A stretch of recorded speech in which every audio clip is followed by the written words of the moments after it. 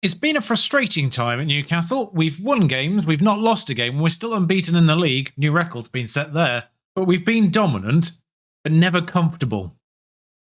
I'll use this Everton game as an example. 20 shots, 9 on target, XG of 2, their XG is 0.24. They scored with literally their first shot of the game in the 54th minute. They did have 2 subsequent shots, which weren't on target because thankfully, if they had been, they'd have probably gone in, knowing our luck at the moment. This game right here is effectively my grand summary of this season so far. We've been dominant in most games without being supremely comfortable, as I just said. Thankfully, Ruben Dias bailed us out of that particular one with an 84th minute winner. It was the situation against Dynamo there, obviously 3-3 against Manchester City, we were never comfortable. That was an even game, that one. 4-0. 4-0 in the end against Southampton, but that's thanks to 2 late goals to Sesko. It was only 2-0 up to that point, and the second of those only went in the 70th to start with. So again, wasn't really comfortable until the 70th minute in that one. Bizarrely, the most comfortable game in this run since was the 4-0 against Spurs. And even then, they got a consolation goal, which, despite the number of shots you see on the actual stats in the end, was really out of nowhere. If you look at the XG graph on that right-hand side,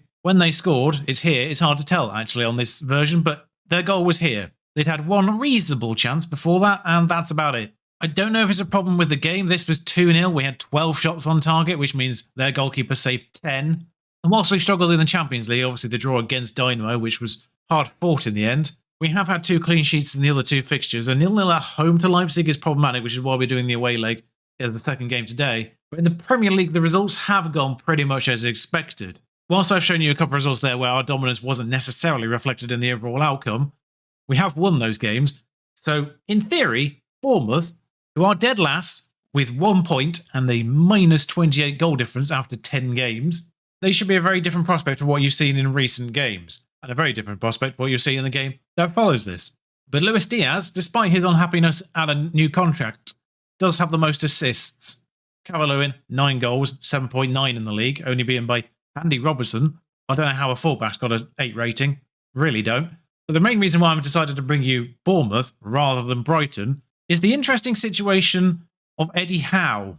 Yeah, my game's not broken. He just came back. And it's almost a shame they don't have previous managers on this page because it would make this look weirder. But naturally, after this start in the Premier League Live, Eddie Howe's position is in danger. Either way, by the way, Brighton or Bournemouth, it would have been 20th or 19th place that we would be playing in this episode. It would be one of the people in very much trouble. Manchester City have recovered to 7th, but it's not exactly, well, it's super tight, really, actually, looking at it. 6 points after 9 games separate 7th and 17th. Once again, there's sort of a little bit of a gap from a top 3. Ourselves, Liverpool and Arsenal, just a little bit more removed. Actually, it's Arsenal this year rather than Chelsea. I feel like Arsenal have reacted to the fact that we became invincibles last year with a vengeance. Now, because we've got an all-important Champions League game that follows this, I will be doing a bit of rotation. And by a bit, I mean all of it. And I do apologise if you can hear background noise. For some reason, today's the day that everyone around me has decided to be incredibly noisy, and I have no further time to record this in. So, if you can hear that, I can only apologise. But the lineup will be Castile, Simicast, Mings, Anel, and Barber at right back, who is unhappy but still performing. Nianzal, Willock, Winks, Popov, who you've not met, I'll show you in a moment, Makoko and Sesko. I said I wouldn't introduce you to people unless they appeared. Alan Saint-Maximin's been injured, so my second choice on the left-hand side has gone. This is Popov. He cost me 13 million. I showed you Vikas, the Greek who I loaned back out, which was pointless because I loaned him back out. £13 million from Zenit St. Petersburg. 15 dribbling, 15 first touch. Good physicals. The bottom end's a bit worrying. 6'1", very strong right foot. Would like more work rate, but we're working on that. Apparently, he's League 1 level. He's going to have to play. Of course, they chose that moment to do the bit directly next to my flat. You obviously won't notice the big old 10-minute gap between my last sentence and that one, but where I live, there's a committee. Basically, they hire people with leaf blowers to deal with the leaves every few weeks. And they decided today, 4 days before Christmas, as I'm recording this, to do it. So if you're wondering what the noise was, it's leaf blowers. Thankfully, though, they seem to be done for the time being, so let's get on with this game. Merry Christmas. Early chance with Ryan Christie on the ball. No. Their team is sort of interestingly tired. Christie, though, puts the ball in. It's wire fully rotated. Ah, good. Back post, Eddie Nketiah. No longer a wonder kid, it seems. Header at the near post, back post, player doesn't jump with him. Sure. Oh, they've started again. Why now? Why now? It's not just this game that's infuriating right now. I've just noticed Bournemouth are playing in Bristol. Corner for Makoko. Mings is there. We've scored a corner. Mings shouldn't have been the recipient, but he scored it nonetheless. If my corner changes had gone through properly, It probably should be Winks on the end of that, although, was Winks there? Nianzou was there. Why are they on the near post? They should be the ones attacking the near post. Not that I mind, Nianzou and Mings are the better attackers for corners than Winks. Because in my first team, Milinkovic-Savic is my best player for corners, and that's where Winks is playing right now. So, in theory, Winks should be the one attacking these corners, even though he's not good at it. But I benefited from the fact the game has decided to mess me over on corners there, so I'll take it. It's a thrilling game otherwise. I am far from pleased with what I've just seen from this team. Yeah, Roslev is destroyed as a human being at this point. He's come off half-time. They're right back. They brought on Kenny Tete, who I don't know if he's a right back or not. I recognise the name from Fulham, with Scott Parker in charge. I imagine he was the one who brought him in during his reign. But Mings now.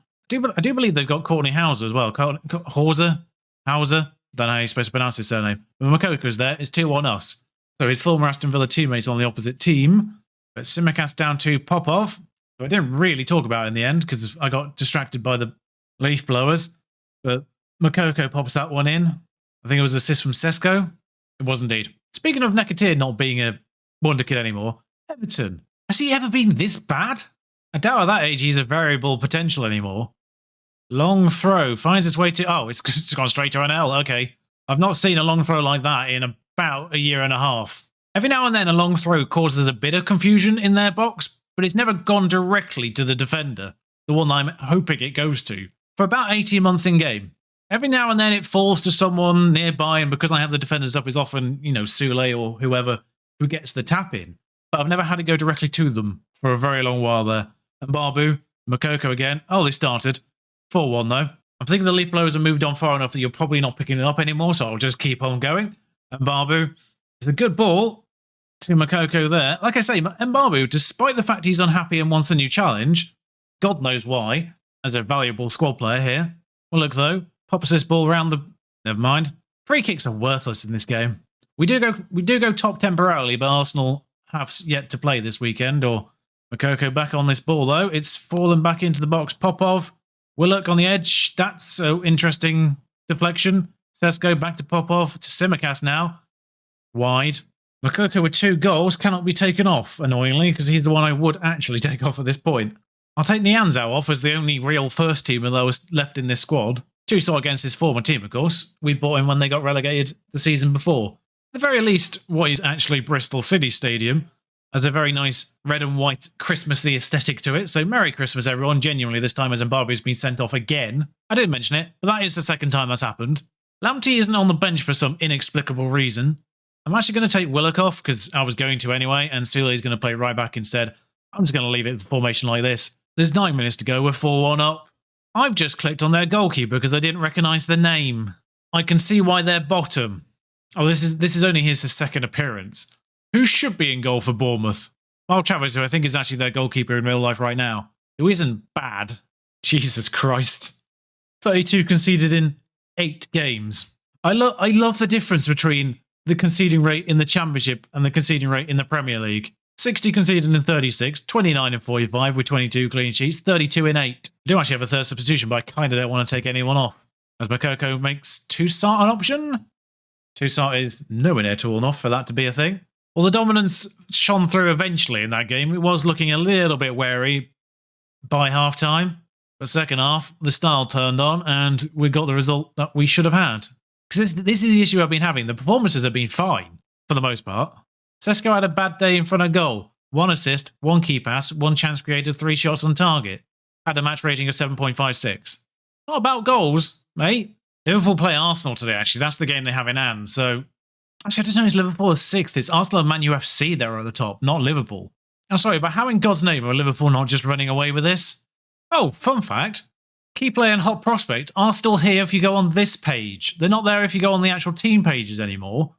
But they're still here now. Alexander and Haaland just freeze. I mean, that's not a bad backup left back, is it, for Robertson? Robertson, Fabinho, Van Dijk, Trent, Matthias Nunes, Pedri, Osimhen, Lewandowski, Salah, Haaland, and Alisson in goal. How do they have any losses? With Gerrard in charge as well. Also, I love the confusing situation of the fact they have both Neco Williams and Nico Williams. I think they're both pronounced Nico, but I did it differently there on purpose. You might remember the NICO Nico Williams from the Tenerife save. It's the same one. Didn't realise this guy hadn't got a work permit. He's one of the youth people that we brought in. So off to Cyprus he goes. I'm always happy to help out the Cypriot clubs. He's the one from Sundowns. I told you they were still a thing. He's not sensational, but potential maybe. Get him some game time, see what happens. I typically try to avoid loading out these 18-year-olds because I like to make them homegrown club if I can, which is why Popov's still here. Vichas only went back to PAOK because they both A, asked for it, and B, he was happy to. Zenit did request to have Popov back, but he was not interested in going back. So I didn't do it. But yeah, Newcastle, a team with desperate need for homegrown club players. Still going to be 3 years before any of them become that. And Arsenal beat Liverpool. How? Ferran Torres is their striker. Ferran Torres. You know, the winger. As far as I can tell, that Arsenal team is basically just the Arsenal team. Weigl, Barbosa, Ferran Torres are the only difference in the starting lineup in 4 years. The subs are almost entirely different apart from Smith Rowe and Leno. But other than that, the starting lineup is basically unchanged. It's madness. It's madness that Arsenal are top. Finally, Mbabu's happy to remain a Newcastle player. So against Leipzig, it is full strength minus injured players. Castiles, Digne, Stones, Soulé. Ruben Dias is one of the injured players. I did forget about that. He's out for 4 to 5 weeks, or was when he was injured. Lamptey, Nianzou, SMS, Benacer, Diaz. Messi is advanced playmaker. It's his highest star rating role remaining, so I will go for it. Calvert-Lewin up front. The shoot less often thing annoys me because he does have 20 shooting. But as long as Calvert-Lewin's banging them in, and he's got 10 so far already, he didn't play last game, of course. But out of August and September, and the games he has played, DCL with 10 goals to his name already. It's pretty good going.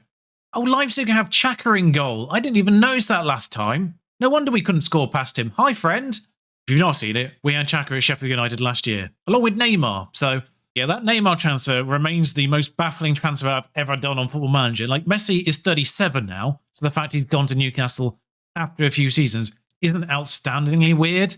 The fact he wasn't picked up within a month kind of was a little bit odd. But Neymar was still a free agent after the first season in last year's game at the start of August. Nobody had thought to pick up Neymar before the start of August. So I just swooped in and went, hey, you want to come to Sheffield United? We were in the Europa League at that point. Ridiculous first season we had with Sheffield United there, actually. It's a thrilling first half where not much is happening, really. I mean, realistically, drawing against Leipzig both times and then just beating Dynamo and Red Star in the second side of things is going to be enough to get us through. I'd prefer to be top in the groups. Actually, that's the point. We topped the group last time and got Real Madrid. Maybe being second isn't the end of the world. John Stones gets on the end of this and was slightly concerned he was just going to straight up give it to them there. SMS. Messi. Finds Calvert-Lewin. SMS again. Benacer. I've added be more expressive to the general instructions as well, because when you've got Messi, be more expressive. Do what you want, Messi. There you go. Assist Calvert-Lewin. But away win here, of course, does put us in control of the group, which is what we absolutely need, provided we don't slip up against Dynamo or Red Star again. But Messi here, with a grand old chance to shoot. Actually, the do not shoot instruction helped out there because he passed it to Calvert-Lewin and he put it past the goalkeeper. It confused them, really. Gullit is in charge of Leipzig. I just saw it on the text at the bottom. Gullit is in charge of Leipzig. He became PSV and then Hertha manager and now Leipzig. Of course, former Newcastle manager back in the day. Previous one was just sacked last year and Gullit took over. Nothing dramatic happened there otherwise. Oh, I wish I'd known Gullit was in charge. I'd have done a little bit more about it if for the home leg. Gullit returning back to St James's Park. But we are once again on top in terms of the statistics. Not comfortable. Told you it was a theme. The XG, though, is actually fairly even despite the shots discrepancy. Xhaka's having a good game, because of course he is. Xhaka punts it up for Leao. Soulé, though, says nope. Mariba still there. What a bargain that was for Leipzig in real life, though, by the way. Mariba to Leipzig. Was it 16 million? Ridiculously good price. No, Mariba is genuinely probably a £100 million player now, provided his potential's the same as it has been. He's actually not that good, but 72 to 85. I wonder if he's a variable potential player, because that doesn't look like the best Mariba I've ever seen in Football Manager either. Like, he should be world class by now, 4 years in. It's a very quiet game. They are more tired than we are, so we should be taking advantage of that, but we're not so far. Klosterman to Nkunku, who's having a sensational season in real life. Benacer nicks it off them, gives it to Messi now via Dominic Calvert-Lewin. Messi back to Mukiele, who's playing centre-back, interestingly. That doesn't get to the person they were intending to, and Digne now with a chance to rebuild an attack. Nianzou. Back to Stones to Benacer. Working triangles quite nicely at this point, actually. Diaz probably back inwards there, Calvert-Lewin. To Benacer, who's continued his run, and Going to go by himself? He is. He's going to smack it with Xhaka with insane amount of force. Ricochets behind. Corners. Didn't check them, didn't fix them, but Diaz over it. Puts it in. Almost there first, unfortunately. Calvert-Lewin back out to Diaz. And he was offside, so that's all over. Klosterman's more of a centre-back, isn't he? I think Klosterman should be a centre-back. The fact the game regards him as a right-back is a little bit odd. But 6'2", decent crossing ability, but then Mukiele is more of a right-back. Also 6'2", but with better crossing ability, but also better tackling and marking. So it's an awkward situation for Leipzig, really. I like Mukiele. He was great on last year's FIFA. I've not played it this year. I hate the game this year. Calvert-Lewin, Lamptey. I have played it. I played it enough to know that I hate it. Luis Diaz puts that one behind. Xhaka once again with another save. I'm less mad when it's against a goalkeeper that I actually like. Not that I dislike other goalkeepers. I just mean one that I particularly have enjoyed in the past. Messi's offside. But friend of the channel, put it that way. And despite the fact that Castellanos is the goalkeeper that hasn't conceded, he's on a 6.9, theirs is on a 7. Nianzo is, of course, tired because he's played too many games. Toussaint can step in there. A few bookings has me worried. Diaz, just due to the personnel I have on the bench. Makoka's coming over top and Calvert-Lewin is moving over to the left. Oh, I could just bring Willock on, actually. But I might need to bring Willock on for Benacer here as well, which I will do. If Dini gets sent off now, I'm going to be infuriated. Because that was the other choice, because of course he's on a yellow card. And we just saw Mbabu get sent off in the previous match for the second time this season, due to 2 yellows. First time was 2 yellows in the space of 4 minutes, so there was no way I saw that one coming. But SMS to Willock, who's had a lovely little run from the Mazzala position, as he should do, and basically identical to the last highlight you saw, where Benacer did exactly the same thing. Messi, on the corner, find the player at the near post. He does not. Mukiele's there in the way. And Calvert-Lewin, the one to gather. Toussaint. Well, not over for the time being. Willock will get on the end of this. He's certainly an offside for once this time on the second go of things from a corner.